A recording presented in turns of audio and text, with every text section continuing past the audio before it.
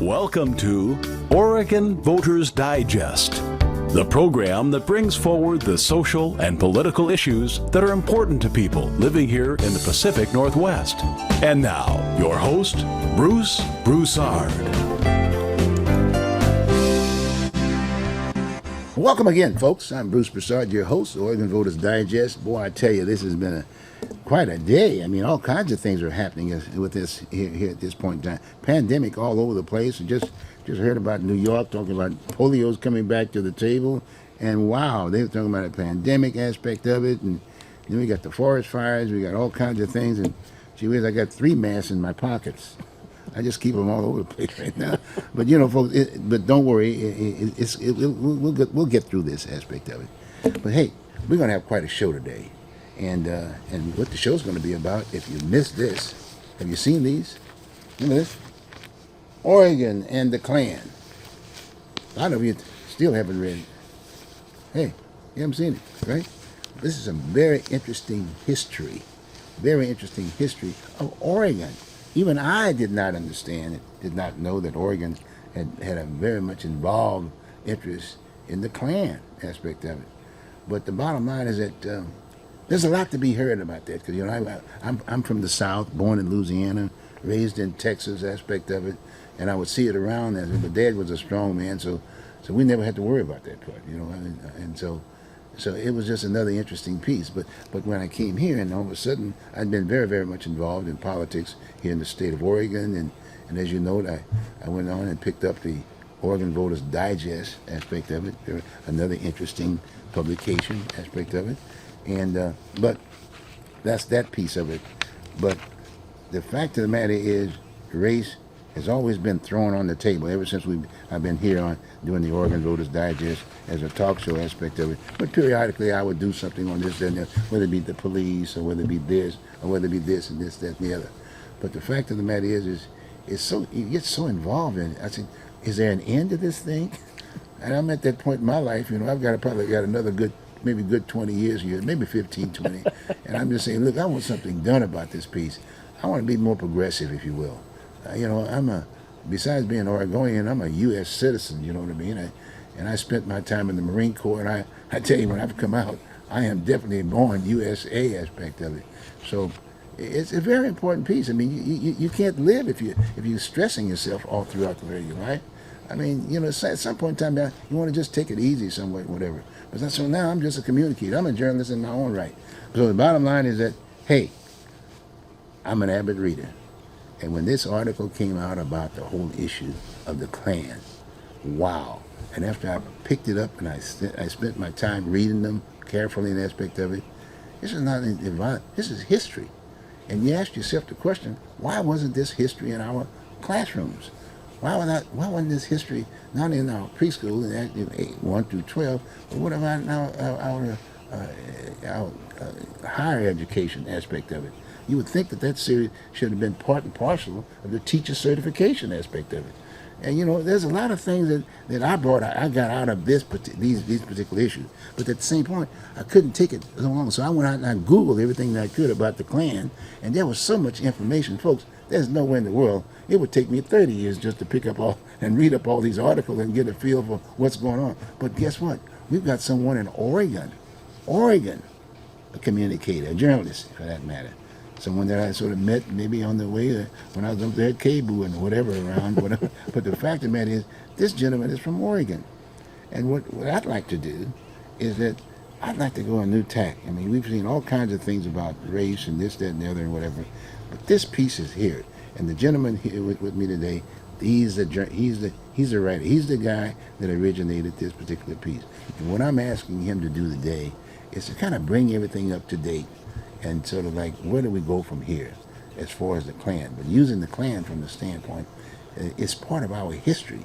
And where do we go, and how can we then benefit and put pieces together? Because we are definitely a multicultural, and we're so sophisticated nowadays. Everybody just wants just that one piece. They just want their own culture, and everybody's fighting for their own culture. But guess what? There's no such thing as one person gets it all. No, it's all of us. We're all here. We're the United States of America. And guess what? Portland, Oregon is going to put that thing together.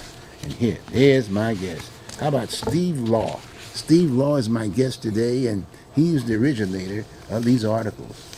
And please, you may want to consider making sure you contact your parents, your friends, and anybody you know, and let them tune in on this deal. You know it's on Comcast, and if it's not on Comcast, you can Google it on YouTube. You can Google it on YouTube. But I plan to hopefully maybe do one or two interviews with Steve. But if he doesn't get all the information out there, that's what I think he's got. We're gonna bring him back. But that's what we're gonna do. Steve, how you doing? Good. How you doing, Bruce? Nice seeing you. Nice seeing you. Well, it's been a while. Yeah, it has.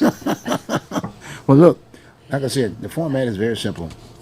Why don't we just start off with what about some of your personal background and when did you come to Oregon? We got to do that stuff. Sure. I came here 2 years out of college. I grew up in L.A. and Where'd you go to school? Antioch College in Yellow Springs, Ohio, where Coretta Scott King went. She's one of our famous alums, among others. I was actually credentialed as a history teacher and political science major. Okay. I went to L.A. and taught for a couple of years. I taught some history, and then moved to Portland in 1979. And with a couple of years off in Alaska and on the road, I've been here ever since. And I worked, started off as a teacher, got into journalism, working through KBOO Radio as a volunteer coordinator in the early 80s. Then went to work at a NPR radio station in Alaska to become a news reporter, learning on the job. And then I came back to Portland, worked in some suburban papers in Washington County and Lake Oswego. And then I went, of all places, to the Business Journal here in Portland. And then from there went to the Statesman Journal, covered state politics and state government for 10 years in Salem, and moved, I was commuting. I never really moved from Portland, but then I came back to Portland to work for the Portland Tribune my last 11 years. And I retired about 3 years ago. Wow. So. Wow. And we've known one another for a number of years. Yes, I always cross you different places. Come across you. Every 2 years, right? Yeah. Okay. Well, now let's just get right up in the issue with the KKK aspect of it. This is a very interesting topic. What got you interested in it? Well, I've always been interested in history, Okay. and of course I've taught history, and when I was a reporter, I tended to like write stories sometimes about history that looked in that, because I think it's really important to learn from your history. And I was really inspired by a podcast on the media, where you probably know Brian Stevenson.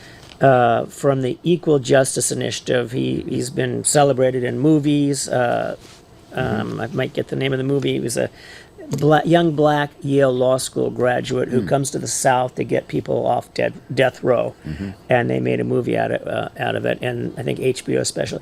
Anyway, in this podcast, he talked about how in Germany now, you can go down the streets of Germany, and they have these stepping stones that force you to step up on the sidewalk, and you read them, and they say, in this house in 1939, the Schwartz family was taken to Auschwitz and executed, killed, and they spread all through Berlin and then Germany and then several other countries.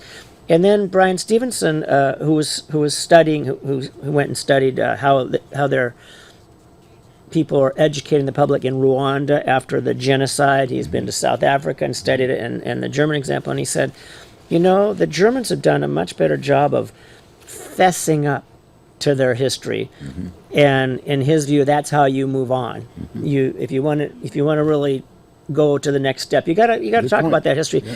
And he said, but you come to this country, and you're familiar with is it Edmund Pettus Bridge? Yes. We name bridges after Confederate, people. We name army bases after Confederate people who actually were treasonous and fought against our country. So we don't do that very well in this country. Right. And he drew that, and it was just like, it was very inspiring. And I thought, well, how do we do that in this country? So I started trying to do that, and I wrote a couple pieces as op-eds because I was already retired for the Portland Tribune. I did one because I live in the South Tabor neighborhood, and I started researching. There was an anti-Chinese riot right in Mount Tabor that nobody ever talks about. I can look at Mount Tabor out my front window, up the hill and see it, and it's just like this history should be known to people. And then I knew that there was a cross burning. The KKK did a cross burning on Mount Tabor. You could see it all throughout the city, and this was a century ago.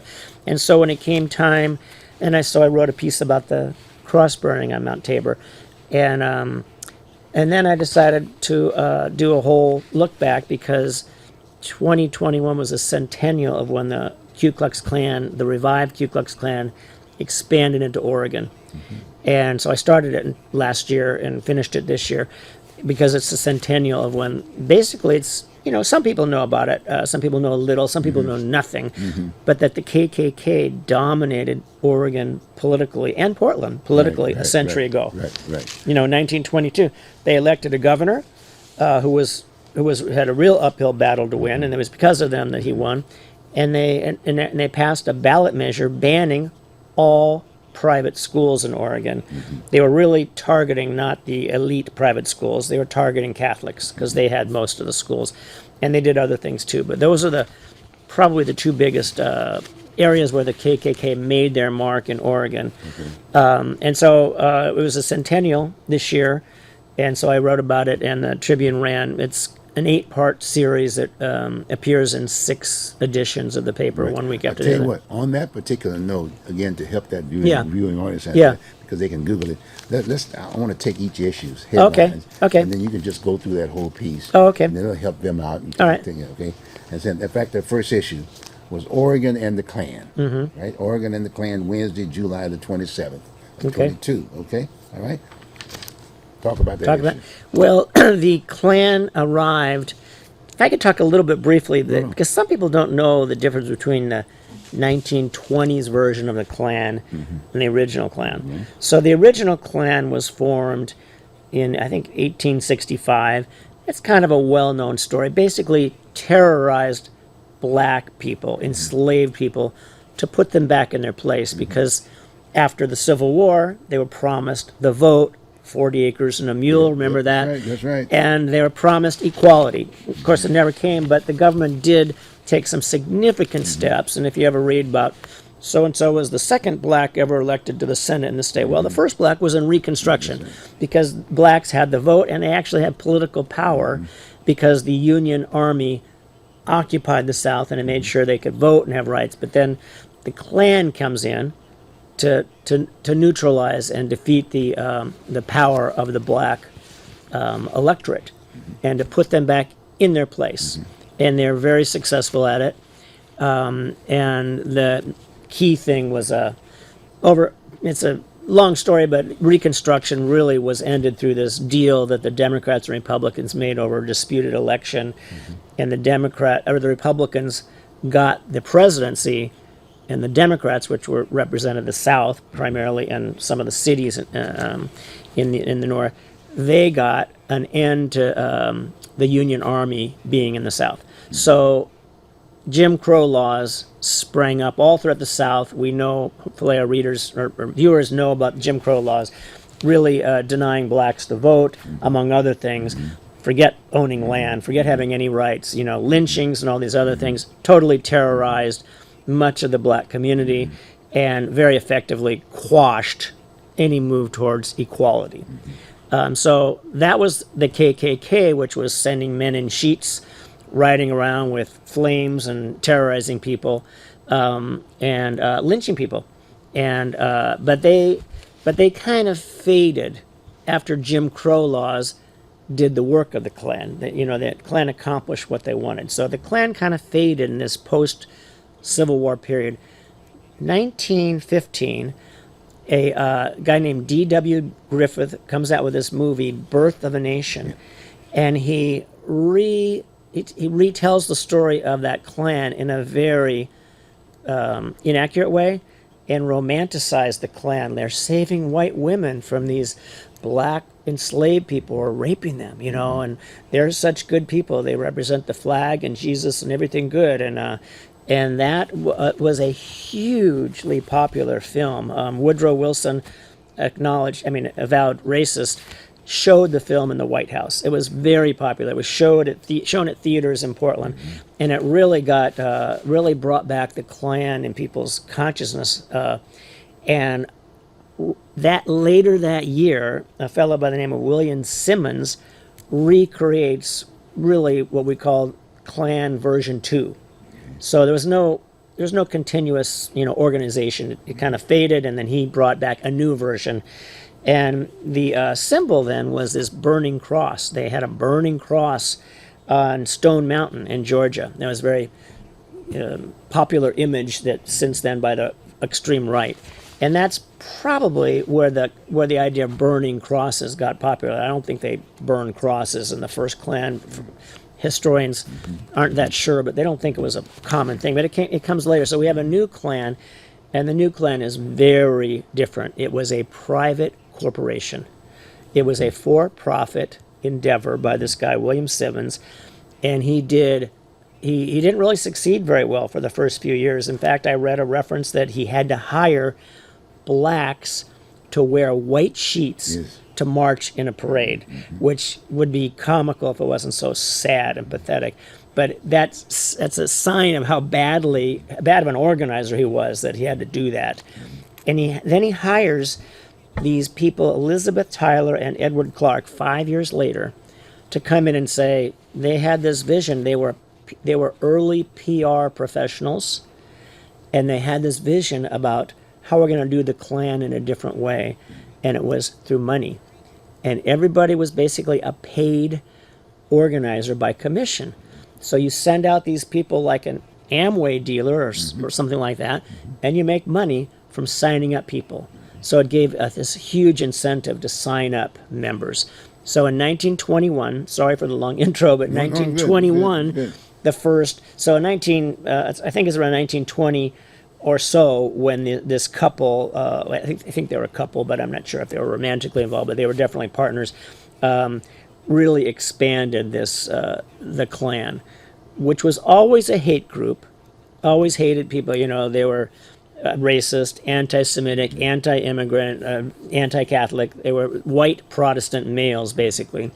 And they kept that link to the old Klan, but they said they were the new, kinder, gentler Klan. We're going to follow the law. Not really, but they didn't do, as far as we know, that widespread lynchings. There were some. They didn't go around and terrorize blacks. 1915, Black America was under the thumb of these Jim Crow laws, and we had them in Oregon too. We didn't call them that, but they were Jim Crow laws in Oregon too. There's segregation and all sorts of black voter suppression here and stuff like that. Right. But so they racists didn't need to put blacks in their place. They were already down. Yes, already down. Yes, yes. So, but this was a period when, after World War I, that was a big mess, World War I, and there was a lot of anti-foreign involvement, anti-immigrant sentiment. And so the country was kind of ripe for this really bigoted message against immigrants. And that was a period where we had 30, 40 years of Jewish immigrants, Catholic immigrants, Greek Orthodox immigrants, others, mostly what we would today call white. They didn't consider them whites. Blacks were not allowed, right? No, but not just blacks. I mean, in those days, Jews, Italians, Greeks were not considered white. Okay. Oh, okay. They're different. And one of the and there's all sorts of other things happening. Prohibition was big in those days, and there was the Red Scare, if you remember that, the anarchist upsurge, and there was a lot of fears about anarchist violence, and anarchists, of course, were working with people of that persuasion, were organizing labor unions and stuff like that. So there was a big the country was kind of ripe for this anti-immigrant backlash because there'd been a lot of change going on. So these guys came to Oregon, they're paid commission to sign up members, and it caught on like wildfire. And that's really not that much of an exaggeration. So they get to Portland in the spring of 1921. They first came to Medford probably in January. Maybe a few months later, they come to Portland. They come to Portland, and they start signing up members, and they got lists of people who were in these lodges, and they hit up people. So you're in this lodge, you're in the Masons, which is was considered anti-Catholic. Right. Hey, sign up to be in the KKK. We're the new KKK. And people signed up in droves. So by the end of 1921, the Klan has their coming out meeting in a place, it was called Portland Municipal Auditorium. We know it today as the Keller Auditorium, the one in front of all those wonderful little fountains where we have arts activities. They packed 6,000 people in there, and they paid, I think it was 50 cents a head, to go watch this very reactionary white Baptist or white Protestant minister. I'm not sure if he was Baptist. You have a very anti-Semitic, anti-black, anti-Asian, anti-Catholic sermon, and they think they had a film, and it just showed. And the mayor of Portland was in the audience. And the mayor. And the mayor was there, and and so this was a sign the Klan had really become a power. And there were some people, the NAACP, NAACP, told the mayor, you shouldn't be having the Klan use public buildings. It was a publicly owned building, performance building or meeting hall, auditorium. And the governor said in the newspaper, the mayor said in the paper, well, if we denied him, there'd be riots in the streets.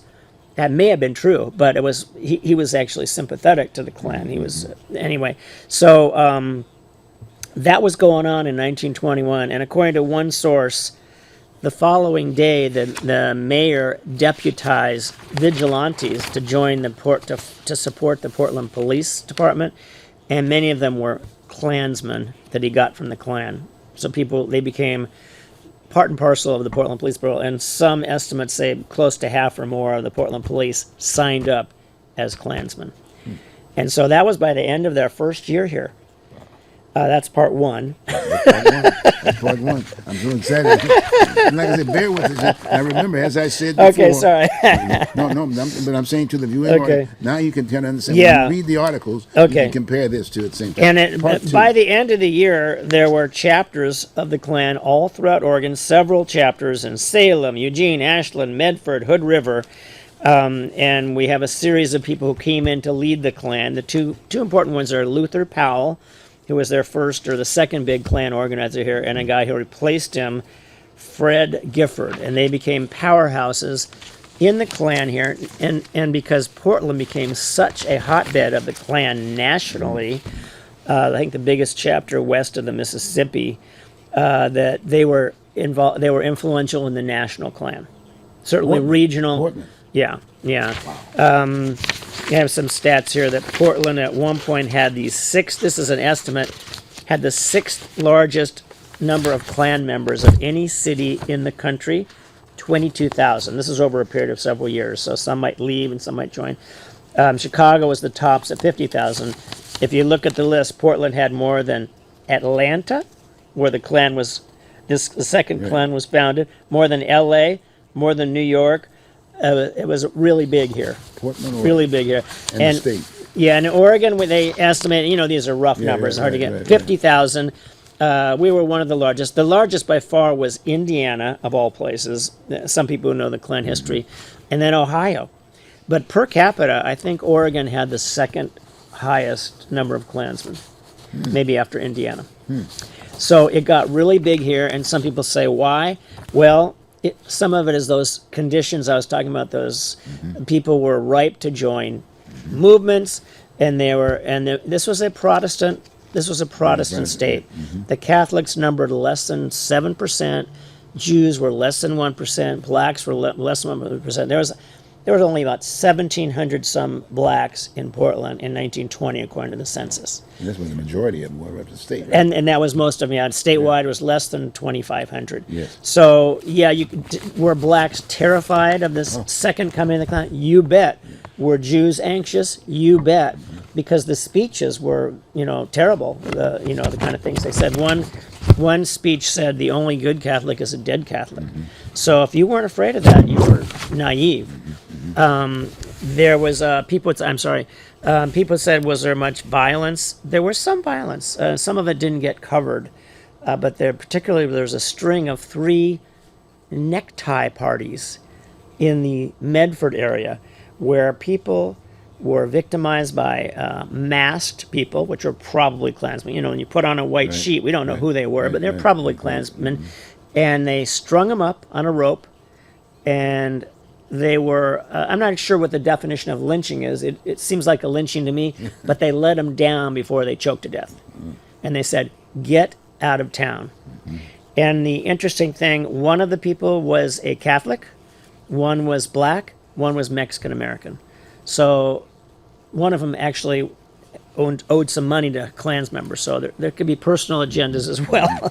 But they said they had these series of these. So Medford, they called them the Medford outrages. That was probably the biggest example of outright violence in the second coming of the Klan. But what they did to people was, you know, instilled a lot of fear in people. So in May of 1922, we have the Klan has 2 lectures, 2 days, I think in the same building, if I'm not mistaken, and it was sold out. The first one was sold out, and there were, reportedly, this is according to the media at the time, like newspaper coverage at the time, 1,500 people couldn't get in, and there was a riot in the streets because they couldn't get in. And the Multnomah County Sheriff had to call quite a few officers to come and instill order in the streets. And the next night, they had another 1,000 people that couldn't get in. So it just goes to show how big the Klan had got. The governor at the time, a guy by the name of Ben Alcott. Now, Oregon was Republican, solid Republican state. And Republicans then, as you well know, were more the Lincoln Republicans, or at least how that had evolved in the 50, 60 years after Lincoln. The Republican Party was getting more big business oriented and whatnot, and the Democratic Party of the South was getting a lot of the immigrants.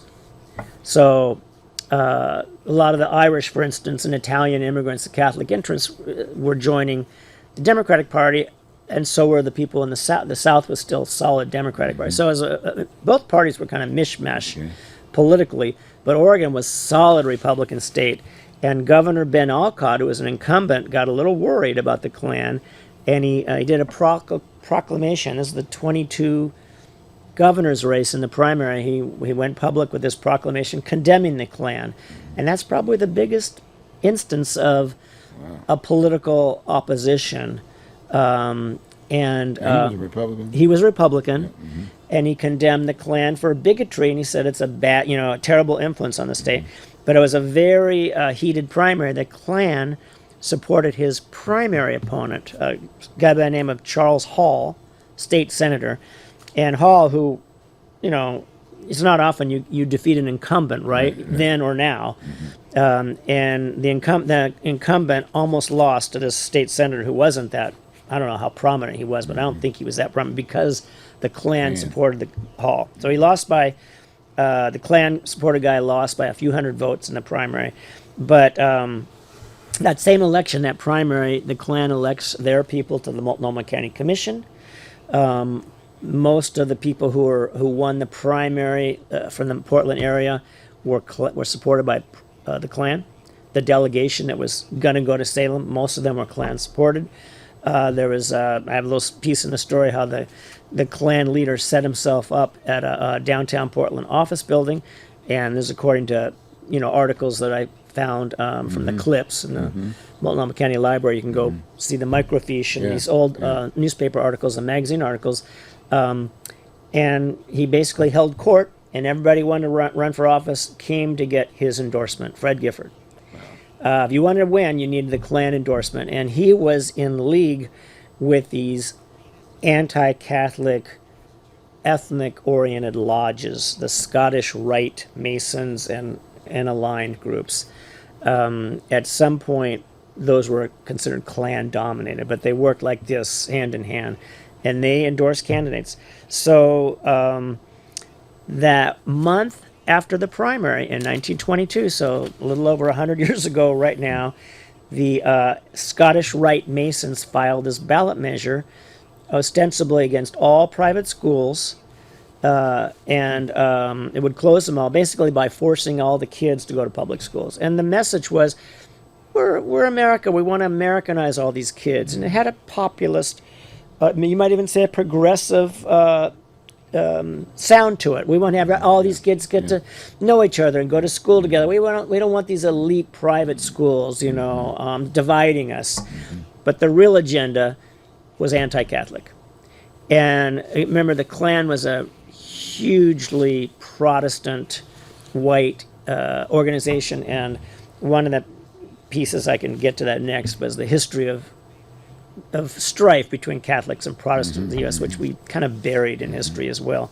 But that June, the ballot measures put on the ballot, and the Klan was the force, the muscle behind that ballot measure.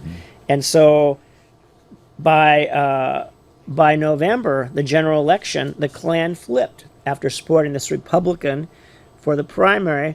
Said, we're going to get this Democrat, Walter Pierce, and we're going to go with him because Ben Alcott, the Republican incumbent, had already condemned the Klan. Right. He made his stance known. You could say he was principled, or you can say he needed to attack them because they were an ascendant power.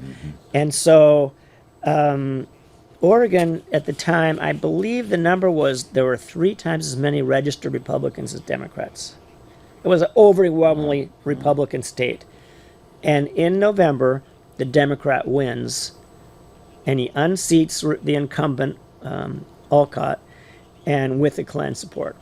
And he was called an honorary Klansman in the minutes to the LeGrand Klan meetings. The Democrat, yeah. And remember, Democrats were in the South, right? So they were. Right. But in Oregon, you didn't, if you wanted to take over Oregon politics, you started with Republicans because they ran the show. But that wasn't working with Alcott. Although a lot of the members of the legislature that the Klan endorsed were Republicans. Wow. Am I talking too slow? No. Okay. Fine. Okay. Fine. So, I think that's so that's the second part of the series, how they really got to take over. And there's one little sidebar we have there. Very curious association of the 3 of the top Klan leaders in the Portland area all worked for utilities. And utilities, people who know Oregon history, there's a huge battle, decades-long battle over what they call public power. Who controls, the energy that we sell to people? And in Washington, much of Washington went to public power. In Oregon, powers that be fought it. And they fought it everywhere, but they were less successful. The public power forces were less successful in Oregon. That's one reason Washington has cheaper electricity prices to this day than Portland, because they have so many more publicly owned that don't have to, make profits for the utility. But that was a big issue. A big issue was who controlled the streetcar and the streetcar fares, and how much they were charging for telephones and all that. And so 3 of the top Klansmen, according to historians, were kept on their utilities payroll while they basically worked full-time for the Klan. And there's some historians that have concluded, including the fellow who wrote the most prominent history of Portland. There's a 3-part history of Portland. It's this thick. Kimbark McCall. It's in his book, and other sources said basically it was too curious why these utilities would pay these guys when they weren't doing anything. They weren't showing up to work there. They were taking over the state politically, right? And so there's some people who think that the utilities wanted kind of push the Klan to get people's mind off the public power movement. That was pretty big. And so that's we did one of the sidebars in the story. So part 3 is the whole Catholic issue. And talking to some historians, we think, if you go back in history, of course we know about the big battles between the Catholics and the Protestants in Europe, the whole the Protestant Reformation. People go to church, know all this stuff, and then there's a Catholic counter, what do they call it, counter-Reformation, just big battles between Catholics and Protestants. Well, that didn't end when those people came to take over the U.S. Those people settled the U.S. And they carried that fight, that battle between Protestantism and Catholic traditions with them here. And I can't really go into it. I didn't go into it that much in the series, but it came to Oregon too. When the first missionaries came here, there was battles between Catholics and Protestants, and it was always big. But the issue was here, we were 90-some% Protestant. So what, it wasn't a fair deal. Now New York, I don't know what the stats were, but New York had a very vibrant, as people might recall, Irish and Italian, sectors, huge. They didn't try to ban Catholic schools in New York or Massachusetts. They probably would have had much more fight back here. But in Oregon, they were kind of a beleaguered minority in a way.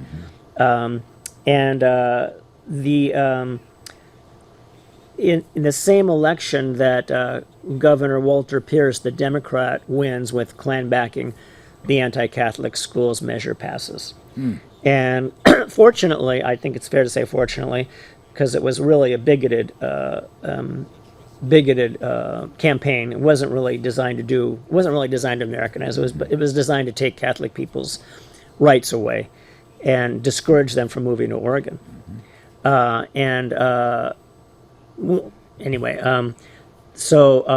it never went into effect. But there were several other religious schools then, Lutheran and Seventh-day Adventist, others, and then there were more what we might call the elite private schools, the predecessors of some of our current elite private schools. They were there then, and they fought it. There were blacks who fought the measure, Jews who fought the measure, and others, but it still passed. The interesting thing, it passed more in Portland, where more Catholics lived than the rest of the state. So that's kind of interesting. I was told by one historian in Southern Oregon, it didn't pass. We think of Southern Oregon as being more right-wing than it didn't pass in Southern Oregon. And what he said was, there's a Catholic hospital there that during the flu epidemic of 1919 to 20, they took people in to the Catholic hospital who didn't have wherewithal to pay for it, and got a lot of goodwill from things like that. So it didn't pass in Southern Oregon. But here, where we had some pretty important Catholic schools, some of the ones we still know of were around in those days. And of course, big, the nuns and from Merrill-Herster and there's ones from Washington County. They were around then. They were pretty well known, but it didn't. This measure passed despite their opposition. Those people, particularly the Catholic groups from Washington County and elsewhere, immediately sued, and they kept it from going into effect, and eventually it was overturned as unconstitutional. But it was a pretty big deal. I think then maybe I should talk a little bit about what happened when the Klan got control of the legislature.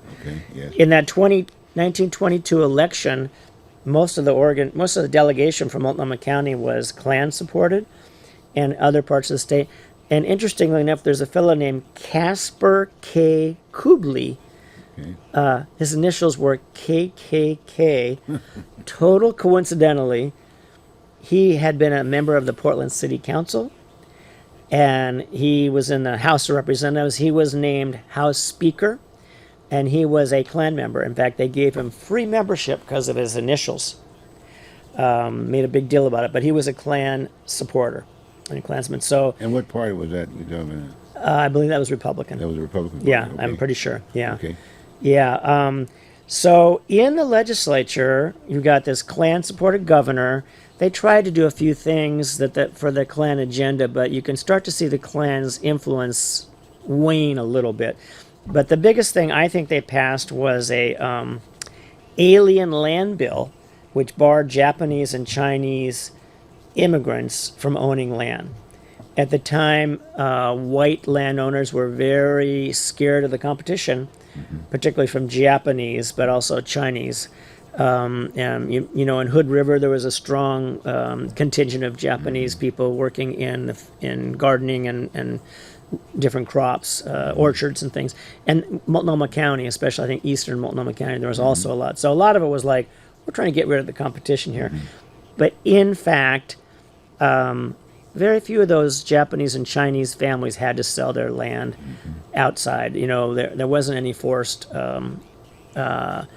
They didn't lose their land because their kids were born here and they gained citizenship, so they passed on the title to their kids. So they got around it. So the biggest Klan achievement in the legislature didn't really achieve that much. The other thing they did is they banned wearing religious garb in the classroom.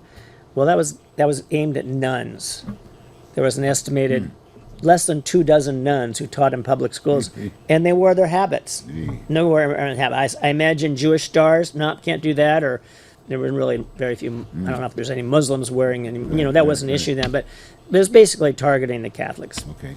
And so in March of 1923, the New York Times ran a photo of a big banquet that the Klan had to honor the birthday of this guy, Gifford, who was the leader here. And the Portland mayor was at this banquet, and the governor was at this banquet. And so as late as, 1923, you still did not want to cross the Klan. So they still had to show up, to this political thing. And by the end of the year, in November of 1923, the Klan had a big initiation ceremony at the state fairgrounds in Salem, and they had two airplanes flying over with some burning cross pulling behind, with the Klan bands playing, 4,000 people watching, several hundred people be initiated, 700 people being initiated into the Klan. So by the end of 1923, the Klan was still really potent that year that they took over, that they were in the legislature. But the signs of them losing their power and influence were evident. Okay. Now we can go to that. Yeah, we're going. Well, if you want to do it that way, okay. Okay. But you got another point. I said. No, that sounds good. Now, I wanted to tell you the next one is not as much in chronological. This is your media piece, right? Yeah. This is your media piece. So what was the coverage on that piece? Talk about that. Oh, yeah. The 20s. I found that as a reporter, I was particularly interested in how did the media cover the Klan. Right. And you can go to the Multnomah County Library and you can read what the Oregonian wrote, what the Oregon Journal wrote, what many other papers wrote. But there is another paper that's not. You have to go through their microfiche because they never actually got it. They never got it. Well, it's digitized in the sense that they have microfiche, but they never digitized the records. Okay. So there's a newspaper that most people have never heard of, the Portland Telegram, was the third biggest paper in Portland. And they were a feisty paper, and what I would say is they did their job as a watchdog, what we like to say. We're supposed to watch over, no matter which party, whatever political. We watch over for the public and make sure that we're asking hard questions and holding people to account. And that was the Portland Telegram. Okay. And the Oregonian, I have to say, which was the biggest paper then, as now, was AWOL. AWOL. AWOL. What does that mean? You're a military guy. No, AWOL. I don't know what that. No, there's no such thing in the Marine Corps. Okay. The Oregonian, we have some details. One person did a master's thesis evaluating how the Portland media covered the Klan. Okay. So I read through that, and I read through a lot of the microfiche, the Oregon Journal and the Oregonian, and then the Portland Telegram. If you go into the card catalog system, remember the card catalog system? Yes, I remember that. You go into there in these little wooden drawers, Yep. and you still look up KKK, and it'll tell you what the Portland Telegram did to cover it in 1921, 1922. And so from there, then you can go into the microfiche, and they have all the microfiche there. But you can't really look at it digitized. You can't just look at something online and say who covered what. Okay. So one of the so the Portland Telegram covered when the Klan came to Portland. They interviewed people who were organizing. They covered them all the way, and they gave somewhat, you could say fair coverage, but somewhat critical coverage of what the Klan was saying. And the Oregonian waited, I believe it was 6 weeks, to catch up to the fact that the Klan was here organizing. Now, admittedly, maybe they thought there weren't really going to be a force here, but they did not cover it. And when they finally did, it was like page 14, I think, of the Oregonian. No front page The, stuff. the only time the first time I saw them cover the Klan. But really, if you looked nationally, you could see the Klan had been getting big in some other states. So it wasn't a fly by night. The Klan got, according to the best estimates I've seen, 2 million members nationally. Some people say more than that. And that's a lot of people. That's a high percentage of the population. A lot of people, okay. So the Oregonian did not distinguish itself in its coverage, and nor did the Oregon Journal, and they rationalized the Klan's activities in many cases. So by the time you get to the anti-Catholic ballot measure, the Oregonian basically did editorials saying, "Oh, well, they're not. This isn't a religious bigotry issue. It clearly was." They said it was. If you read the speeches of the Klan leaders, they were bigoted against Klans. The only good Catholic is a dead Catholic. One of the leaders said. But they rationalized and they justified it, and they said, "Oh no, these organizations like the Masonic groups that push the ballot measure, they're very good, patriotic. Their motives are noble." And the Oregonian said that in editorials, and so did the Oregon Journal. And the Oregon Telegram, I think, called it like it was, and they editorialized against it, and they provided more critical coverage. Now there were other media. Really, this was before television, and radio. Before radio coverage. So we weren't talking about electronic media. We're talking about newspapers and magazines. Right. And the aside from the Telegram, a paper in Medford, there was some gutsy coverage there because that's where they had those necktie parties. There was a newspaper in Salem that was very gutsy. There was in Corvallis, and I think someone in Eastern Oregon. Those are the ones that, from what I read, were the ones who really stood up to the Klan and tried to cover them fairly. And, What about C.C. Chapman doing that particular time? C.C. Chapman was Oregon Voters Digest. Oregon Voters Digest. Oregon Voters Digest. You hear that, folks? And I read through a lot of there. They were, I think, a weekly, and they had really incisive coverage. He, by the way, was considered a conservative, Right. Exactly. but he gave pretty good coverage of the Klan. He's the one that wrote that story that I cited about how the head of the Klan was just holding court in the Pittock building, downtown Portland, and people came up and kissed up to him, said, "Please endorse me," and that was his. And he interviewed the people, the leader of the Klan. So he was quite the influential journalist in the area. Really? Political journalism, yeah. Cool. So and there's stuff in the labor press, I think, that was probably critical, and there was a Catholic media, there was Jewish media. Those were not widely circulated because you see the populations were pretty low. Were there minority papers during that particular time? Yeah, there was the Advocate. I think was it Beatrice Kennedy, if I'm not mistaken. Morrow Kennedy. I'm sorry about that. Okay. Yeah, they were critical. And I think those are digitized. You can look through their articles at the time. And those are at the Historical Society? Or? At the Multnomah County Library. And I think some of you can get online through the University of Oregon and other sources, historical Oregonians. So, yeah, they had articles, but they didn't really have a wide readership. Right. Labor, Jewish, Catholic, Black, those publications tried, but I don't think they captured, they were that influential. The Klan started a boycott of the Portland Telegram because of their coverage, and they lost reportedly 5,000 circulation right away. They attacked the employees, they attacked the news racks, there's some violence involved, and such that the Portland Telegram lost its lease on a building. There's still a building called the Telegram Building where they were based. Right. We had a picture of it in the Portland Tribune. Yeah. But they had to move, and so what analysts have said is the Portland Telegram never recovered from taking on the Klan. They had a kind of a righteous coverage. Some might say they were, they adopted it as a cause and might not have been objective. But it's hard as a reporter to be that objective when you're talking about hatred, covering Right, hate. right. We got about 8 more minutes. Oh, I'm but sorry. at the Okay. same- no, but no problem. Okay. No problem. But at the same time, is that We got to talk about how the Klan fell apart. But Yes, you tell me how you want to use go that on, time. let's just go on and do it. Okay. Just do it. Okay. So wanna get as the much as next we the can. next part in this series is really how the Klan self-destructed, Go on, yes. and there were splits in the National Klan. Okay.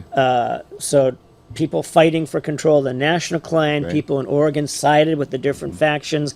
One guy led a breakaway group. He took several chapters. The Indiana, hugely influential Indiana organizer, he took his chapters out of the Klan. He was later convicted of manslaughter.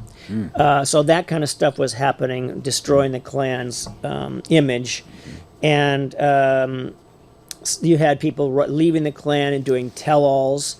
The editor of the Klan newspaper, there was a Klan newspaper based in Portland, a guy by the name of Lem Deaver who was there. And one of the pieces I wrote about, we probably don't have time, but the Klan got desperate and they started trying to find all these money-earning schemes, and some of them were outright fraud. They were going to build a 10-story headquarters in downtown Portland, and they collected money from Klansmen, and it never happened, and people said these leaders, remember it was a private corporation, Right. were pocketing the money. So there's a rebellion of the other clans throughout Oregon against the Portland Klan, which was all powerful. So those kind of splits. What I think is kind of comical is they started an organization for non-citizen or immigrants. How can an anti-immigrant organization have a Klan auxiliary made up of immigrants? Well, they're mostly Canada. You know, they weren't coming from Africa or Latin America, right. but they weren't coming from Southern Europe or Eastern Europe. But it was a way to get money. So they got to wear robes, red robes, not white robes, but they had to pay dues. So these guys were making money, and there's fights over who's going to collect the dues, the Georgia headquarters or the people in Portland. They started a women's auxiliary that got as many as 500 people at meetings in Portland. So it was really big. But I think we should save the last few minutes just for lessons, because maybe what lessons you see. But what I thought was fascinating was how many parallels down to the language to today. The term America First Right. was used then. The Klan blamed an election when they lost that primary for governor. They called it a stolen election. They said that it was the Pope's fault in Rome. They actually had a statement by the Pope. So stolen election. They bashed immigrants. They bashed the media. They really did the big lie. There was one thing that the Klan put out about how Jews were kidnapping children and selling them into sexual slavery. Doesn't that sound a little bit like the QAnon? Yeah. So a lot of this is very the replacement theory. That's not new. No, it's not. The Klan was talking about, whites are going to be outnumbered by, at that time it was Asians. They were worried about Chinese and Japanese because they were more numerical than blacks and others here. So they were starting to talk about replacement. We gotta keep them out, or whites going to lose their majority. There's so many parallels big time to today. time. That's how I concluded. How you want to use those lessons, that's up to others. So. Wow. Well, this has been good. This has been interesting. I guess we were just getting ready to get into that other piece, and that again, maybe I can invite you back over, and we can talk about where are we going from here. I mean, where do we still have the Klan here in Oregon? Well, I think Daryl Milner, Darryl? prominent Black Try to histories, get- Black Studies professor, Right. would say the Klan mentality never died. It It just morphs. Right. And I think that's right. Whether you call it the KKK, the Klan faded in 1925-ish in Right. Oregon. By Right. that period, it kind of, Right. became in the dustbin. But then when it came back, I don't know, when was that? The 1960s, 70s, when you started to hear about Klan. It never got as popular. It's still not as popular. But we know all about David Duke, right? Yes, The grand. right, exactly. Yes. That's huge. And they have people here, but the question is, you don't have the white sheets, but you may have people with the same mentality. Yeah, they got suits on now, right? Yeah. Well, hey, this has been great. In fact, I will be in touch with Daryl. Oh, yeah. And see if I can get him, if you will, Sure. to do his piece. Very interesting in terms of when he started at Portland State, professor. Yeah. And the like. And I noticed you also quoted him. Yeah. In your pieces. I thought that was really good. But it would be nice to be able to have him talk to that piece and that time. Yes. And where it's at today, because he's still there. He's still there. He's still at studying Portland this stuff. State. I've He talked to studies- him after the series came out, Exactly, and you know, exactly. he gave me his feedback, so it was good. Yes. And I've seen him on the Google and this, that, and the other. But, you know, where is he today? You got me?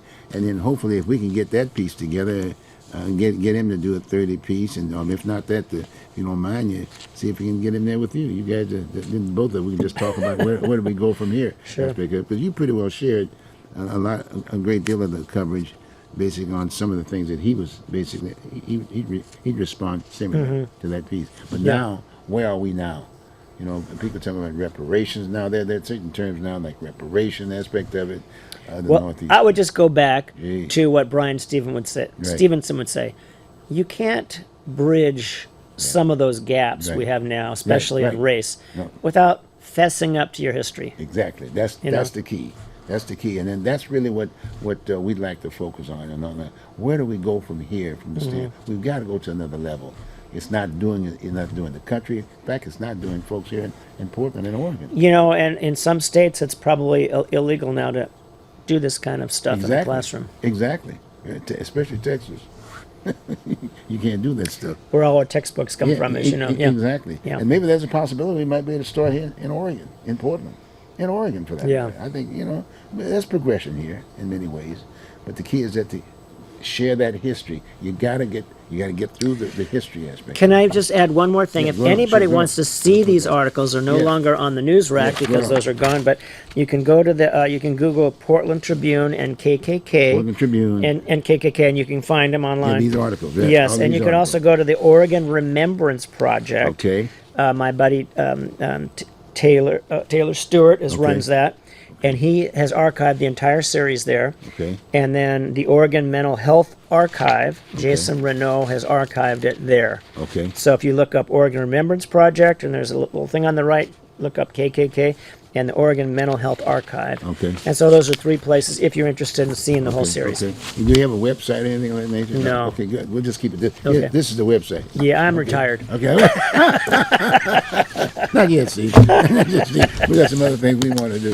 Well, folks, you've got the holistic approach here in terms of where we're going to be going. It's not forgotten. The whole idea is that we want to make sure we get the fact that we've got to talk about this history. We've got to talk about this history. If in fact we're going to go to the next tier, we've got to do that. So I'm going to, like I said before, we're going to hopefully get Dr. Milner, have him come on the show and talk a little bit about his involvement. He's still here. He's still studying and this, that, and the other. But he can talk about this and take it at that particular piece, and then have Steve here, and then to kind of have have a little discussion, and then at that point we can then ask him questions, right, Steve? Yeah. Right? Fill in the blanks. Yeah. But the whole purpose is that let's see what we can do about the futures here. Like I said, I'm at that point in my life. I got a good 10, 15 years, maybe 30. but I really look like, I can go on and on and on, but I'm not going to go on and on and on. What I want to do is just, look, let's get it started so I can enjoy myself. Because Steve and I, we like to go do a little fishing right now. See, he's at that age factor, he can still bait my hook. see, so that's kind of like where we're coming from. But anyway, it's a very serious issue right now. But right in front with you, let's keep an open mind and let's get something done. Okay? As George Page used to say, back to what you believe in. Remember that one? Right. Okay, Yep. good. I Folks, take care. Have a good evening. And enjoy yourself. And wear your mask now. We got another epidemic in town. Take care. So I'm sorry I wasn't looking at the time, but I think it was okay. in Oh, terms we of- did. No, you did good. We did good. Okay. You know, Would have been so I nice said- to have a little more on the conclusions, but I But, wanted. but see, we can add on to this Yeah, next piece. yeah.